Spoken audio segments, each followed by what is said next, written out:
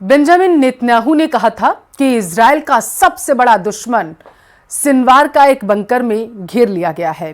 इशारों में नेतन्याहू ने सिनवार की तुलना हिटलर से करते हुए कहा था कि सिनवार हिटलर की तरह बंकर में ही मारा जाएगा। लेकिन अब ये पता नहीं चल पा रहा है कि आखिर सिनवार अचानक कहां गायब होगा। दूसरी तरफ सऊदी अरब ने ऐसा एक्शन ले लिया है जिस पर भरोसा करना मुश्किल हो रहा है। हमास के समर्थकों को सऊदी अरब में गिरफ्तार किया जा रहा, यहां तक कि सऊदी अरब में फिलिस्तीन का नाम लेने से भी लोग अब कतरा रहे हैं।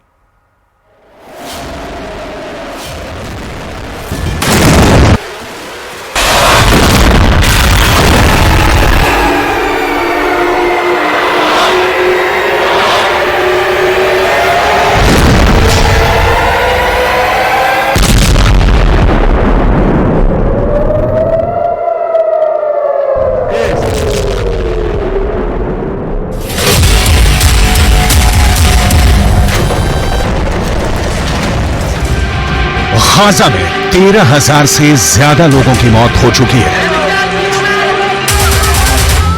और करीब 3,000 लोग मलबों में दफन हैं। इजराइल किस तरह और कितनी तरफ से हमास पर टूट पड़ा है, इसकी रिपोर्ट करने की ताकत भी अब फिलिस्तीन के अखबारों के पास नहीं बची है। गाजा पट्टी के अंदर 40 से ज्यादा पत्रकार मारे जा चुके हैं और इजराइल फिलिस्तीन के अखबारों के पूरे नेटवर्क को ही तोड़ दे रहा है। इसीलिए अब गाजा पट्टी से वही खबरें सामने आ रही हैं जो इजराइल चाहता है।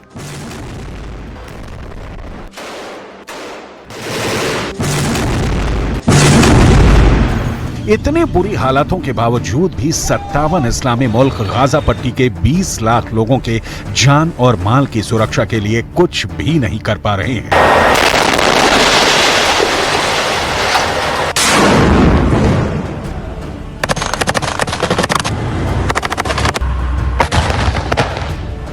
फिलहाल जो रिपोर्ट आ रही है उससे यह साफ लग रहा है कि उत्तर गाजा में भारी कोहराम मचाने के बाद अब इजराइल अपना पूरा फोकस दक्षिणी गाजा पर कर रहा है।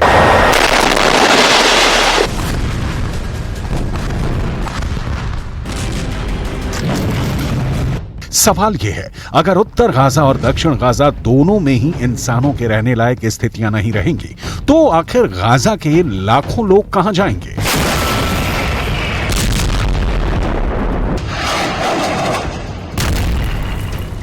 ऐसे खतरनाक हालातों में अगर 57 इस्लामिक देश एक साथ खड़े होते तो निश्चित तौर पर इजराइल पर दबाव बनाना बहुत आसान हो जाता, लेकिन आज स्थिति बिल्कुल अलग है।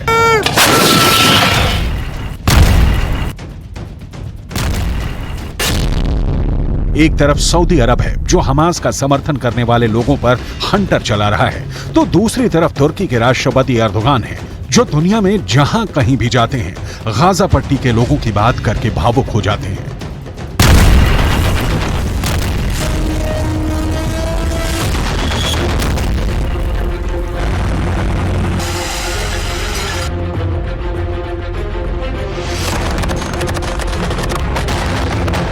तुर्की के राष्ट्रपति एर्दोगान ने जर्मनी की राजधानी बर्लिन का दौरा किया है और जर्मनी के चांसलर ओलाफ स्कॉल्स के साथ उनकी द्विपक्षीय वार्ता हुई, लेकिन इस पूरी वार्ता के दौरान आर्थिक मुद्दे पूरी तरह से किनारे नजर आए और दूसरे सभी मुद्दे गाजा पट्टी के तनाव के सामने छोटे पड़ गए। आखिर कैसे तुर्की के राष्ट्रपति एर्दोगान हमास के पक्ष में पूरी इस्लामी दुनिया को एक करने के लिए बेचैन हुए जा रहे हैं, ये पूरी हकीकत आपको विस्तार से आगे बताएंगे। लेकिन सबसे पहले बात करेंगे सऊदी अरब की, जहां एक ऐसी घटना हुई है जिस पर यकीन करना नामुमकिन नजर आता है। एक ब्रिटिश एक्टर और प्रेजेंटर इस्लाह अब्दुल रहमान फिलिस्तीन के लोगों के लिए सहानुभूति व्यक्त कर रहे थे, लेकिन उन्हें सहानुभूति व्यक्त करने से भी रोका गया और सऊदी अरब की पुलिस ने उन्हें हिरासत में भी ले लिया।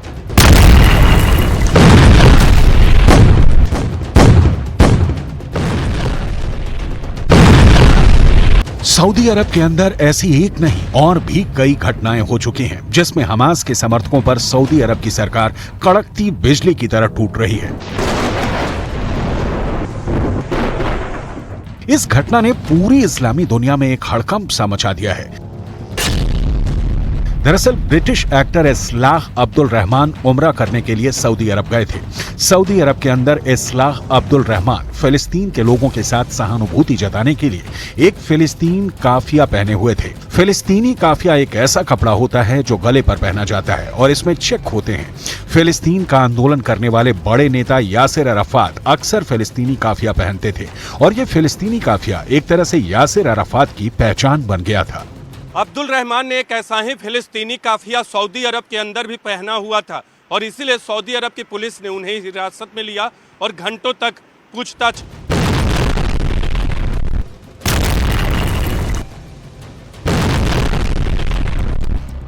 सऊदी अरब की पुलिस ने ब्रिटिश एक्टर अब्दुल रहमान से यह पूछा कि वो कब से सऊदी अरब में हैं, सऊदी अरब में वो कहां गए हैं। अब्दुल रहमान को एक संदिग्ध की नजर से देखा गया। अब्दुल रहमान की उंगलियों के निशान लेने के बाद उनको रिहा तो कर दिया गया।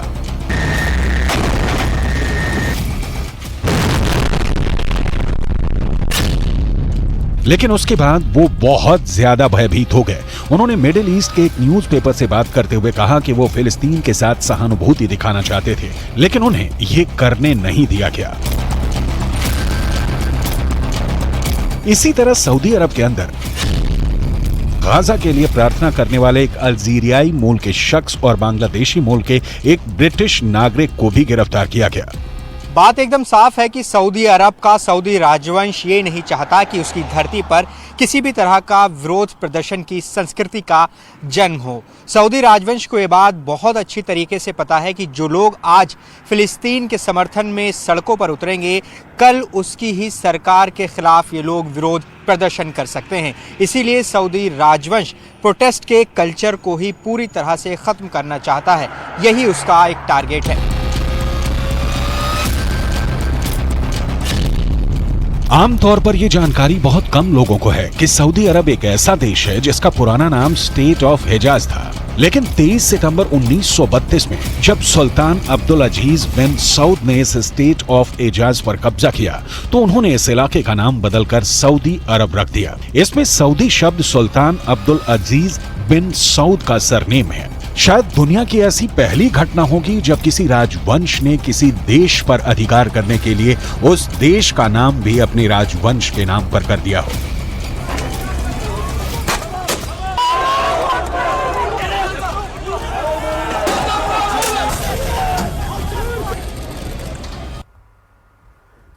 बस सफेद झंडे लेकर भाग रहे हैं। अल शिफा अस्पताल के अंदर तीसरे दिन भी इजराइल का कहर जारी। और सबसे बड़ी बात, फिलिस्तीन के सभी अखबारों ने आज एक बहुत ही चौंकाने वाली खबर छापी है। दावा यह किया गया है कि इजराइल की आर्मी ने 7 अक्टूबर की तारीख को अपने ही देश के नागरिकों को मार डाला और यह मामूली मौत नहीं बल्कि बाकायदा लड़ाकू विमानों से बम बरसाए गए हैं। लेकिन यह दावे का पूरा सच हमने ढूंढ निकाला है।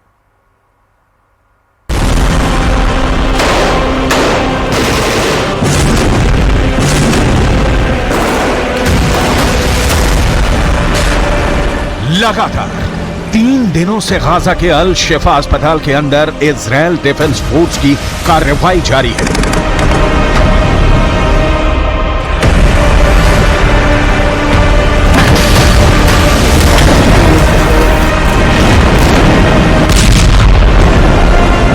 और अब जिस तरह की तस्वीर और जिस तरह की खबरें सामने आ रही हैं, अरब मुल्कों और फिलिस्तीन के समर्थकों के अंदर गुस्सा बढ़ता जा रहा है।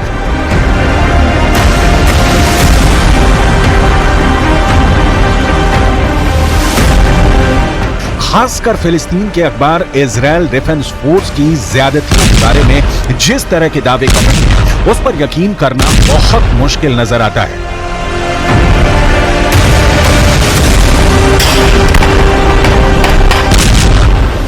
फिलिस्तीन के अखबार लिख रहे हैं कि अल शिफा अस्पताल के अंदर इजराइल की डिफेंस फोर्स ने घोषणा की है कि सिर्फ 1 घंटे के अंदर अल शिफा अस्पताल को पूरी तरह से खाली कर दिया जाए। इस पर इजराइल डिफेंस फोर्स ने क्या कहा है, ये आपको आगे बताएंगे। लेकिन सबसे पहले अल शिफा अस्पताल की परिस्थितियों पर बात करेंगे।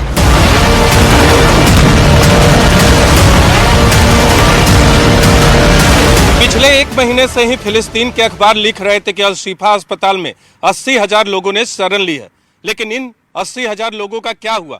क्या ये लोग अल शिफा अस्पताल छोड़ के जा चुके हैं या फिर अल शिफा अस्पताल के कैंपस में ही मौजूद हैं? इस बारे में अब तक कोई रिपोर्ट सामने नहीं आई है। हालांकि जो रिपोर्ट्स फिलिस्तीन के अखबारों के द्वारा दी जा रही हैं वो ये है कि अल शिफा अस्पताल के अंदर अभी भी 500 से ज्यादा मरीज हैं और लगभग 250 के करीब कर्मचारी इस वक्त भी मौजूद हैं, जबकि अल शिफा अस्पताल के अंदर 4,500 कर्मचारी नौकरी करते हैं। इससे साफ पता चलता है कि अस्पताल लगभग खाली हो चुका है। लेकिन अब फिलिस्तीन के अखबारों में यह खबर छपी है कि जो मरीज अल शिफा अस्पताल के अंदर थे वो सफेद झंडा लेकर अस्पताल से भाग रहे हैं, वो पैदल भागते हुए अस्पताल को छोड़ रहे हैं। फिलिस्तीन के अखबारों का दावा है कि इजरायल की आर्मी ने कई लोगों को बंधक भी बना लिया है। इसके अलावा जो लोग अस्पताल के बाहर नजर आ रहे हैं उनकी तलाशी कपड़े उतार कर की जा रही है।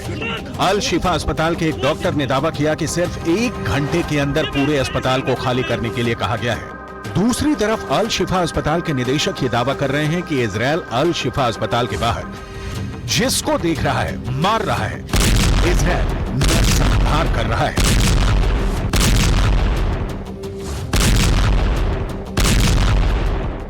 इन सब के अलावा अल शिफा अस्पताल में मरीजों पर जो गुजर रही है वो अलग कहानी बयां कर रही है। अल शिफा अस्पताल में 4 प्री मैच्योर नवजात बच्चों की मौत की खबरें सामने आ रही है। इसके अलावा आईसीयू में कोई नहीं है। बिजली न होने की वजह से इलाज की सारी संभावनाएं अल शिफा अस्पताल में खत्म हो चुकी हैं। लेकिन इजरायल डिफेंस फोर्स इन सभी बातों का खंडन कर रही है। इजरायल डिफेंस फोर्स का कहना है कि अस्पतालों को खाली करने के लिए 1 घंटे के मोहलत देने के दावे गलत है। इजरायल डिफेंस फोर्स लगातार अपने पक्ष को और मजबूती देने की कोशिश कर रही है। इजरायल डिफेंस फोर्स ने एक डे केयर सेंटर पर कब्जा कर लिया और यह दावा किया कि उसके डे केयर सेंटर से बहुत सारे हथियार मिले और उनमें से ज्यादा हथियार ईरान के बने हुए, यानी कि अगर देखा जाए तो इजरायल डिफेंस फोर्स ईरान को इस पूरे मामले में घसीटने की जबरदस्त कोशिश कर रही है। बड़ी बात यह भी है कि इजरायल डिफेंस फोर्स ने यह दावा किया है कि इस डे केयर सेंटर से ड्रोन भी मिले हैं और ये ड्रोन भी ईरान के बने हुए हैं। ईरान के ड्रोन ने यूक्रेन के युद्ध में भारी कोहराम मचाया था और यूक्रेन के अंदर जिस तरह से लोगों को घुटनों पर ला दिया था ये पूरी दुनिया को पता है और ऐसे में हमास के पास से ईरान के ड्रोन का मिलना खतरनाक संकेत है। इस बीच इजराइल के एक अखबार ने यह दावा किया कि 7 अक्टूबर को नोवा म्यूजिक फेस्टिवल में जो लोग मारे गए थे उसमें कई लोग इजराइल के लड़ाकू विमानों द्वारा गिराए गए बमों से मारे गए। जैसे ही ये खबर अखबारों में छपी, फिलिस्तीन के तमाम अखबारों ने ये हेडलाइंस लगानी शुरू कर दी कि नोवा म्यूजिक फेस्टिवल में मारे गए लोगों को इजराइल ने ही मारा है। हालांकि इसका पूरा सच क्या है आगे हम बताएंगे, लेकिन सबसे पहले ये जानना जरूरी है कि आखिर नोवा फेस्टिवल क्या था और इस नोवा फेस्टिवल में हुए आतंकी हमले ने इजरायल को कितना बड़ा घाव दिया है। दरअसल 7 अक्टूबर को जब इजरायल पर हमास ने आतंकवादी हमला किया था, उसी दिन गाजा की सीमा से थोड़ी दूर इजरायल के अंदर मशहूर नोवा फेस्टिवल चल रहा था। ये म्यूजिक फेस्टिवल इजरायल के अंदर हर साल बहुत धूमधाम से मनाया जाता है और इस फेस्टिवल में हजारों की संख्या में युवा शामिल होते हैं। इस नोवा फेस्टिवल में करीब 4,000 लोग शामिल थे और जैसे ही आतंकवादियों ने हमला किया, फेस्टिवल में भगदड़ मच गई और लोग भागने लगे। इस बारे में इजरायल के एक अखबार में बहुत बड़ा और नया दावा किया है। आगे आपको बताएंगे कि यह दावा क्या है, लेकिन सबसे पहले यह जानना जरूरी है कि आखिर नोवा म्यूजिक फेस्टिवल में कैसे सबसे ज्यादा लोग मारे गए। 7 अक्टूबर को इजरायल पर हुए आतंकवादी हमले में इजरायल के 1200 से ज्यादा लोग मारे गए थे, लेकिन यहां पर नोट करने वाली बात यह है कि इनमें से 360 लोग नोवा म्यूजिक फेस्टिवल में मारे गए थे। यानी अगर देखा जाए तो आतंकवादी हमले में जितने लोग मारे गए उसके 1/4 लोग यानी 25% लोग सिर्फ नोवा म्यूजिक फेस्टिवल में ही मार दिए गए। यहां तक कि इसी नोवा म्यूजिक फेस्टिवल से 50 लोगों को बंधक भी बनाया गया, जिसमें लड़कियां भी शामिल थी। इस नोवा म्यूजिक फेस्टिवल की कई तस्वीरें भी मौजूद हैं, जैसे इस लड़की का नाम ओटेल बेन है जिसकी उम्र 23 साल की थी और ये नोवा म्यूजिक फेस्टिवल में हमास के आतंकियों का शिकार हो गए। इसी तरह करीन जान ने 24 साल की थी और नोवा म्यूजिक फेस्टिवल में ही इनकी हत्या कर दी गई। नोवा म्यूजिक फेस्टिवल में डीजे 42 साल के मतान किडो की भी इसी फेस्टिवल में हत्या कर दी गई थी। शीरा आलोन और अमित लाहो की उम्र करीब 23 साल थी। ये दोनों लड़कियां बचपन की दोस्त थीं और ये नोआ म्यूजिक फेस्टिवल में आतंकियों के द्वारा मार दी गईं। अब ऐसे में बड़ा सवाल ये उठता है कि क्या हमास ने नोवा म्यूजिक फेस्टिवल पर हमले की कोई प्लानिंग की थी, या ये महज संयोग था कि हमास के लड़ाकों को नोवा म्यूजिकल फेस्टिवल के रूप में आसान शिकार मिल गया था। इस पर इजराइल के अखबार ने बहुत बड़ा दावा किया है। इजराइल के अखबार का दावा है कि जब आतंकवादियों ने हमले के पहले दिन 7 अक्टूबर को ड्रोन से सर्विलांसिंग की थी तो उनको जानकारी मिली थी कि बॉर्डर के पास ही नोआ म्यूजिक फेस्टिवल चल रहा है और उसी दिन मौके पर ही ये प्लानिंग बनाई गई कि फेस्टिवल पर हमला किया जाएगा। और उसके बाद हमास ने अपने प्रशिक्षित पैराग्लाइडर्स हवा से जमीन पर उतारे जिनके हाथों में बंदूकें थी और इन्होंने अपने अत्याधुनिक बंदूकों से सीधे जमीन पर फायर कर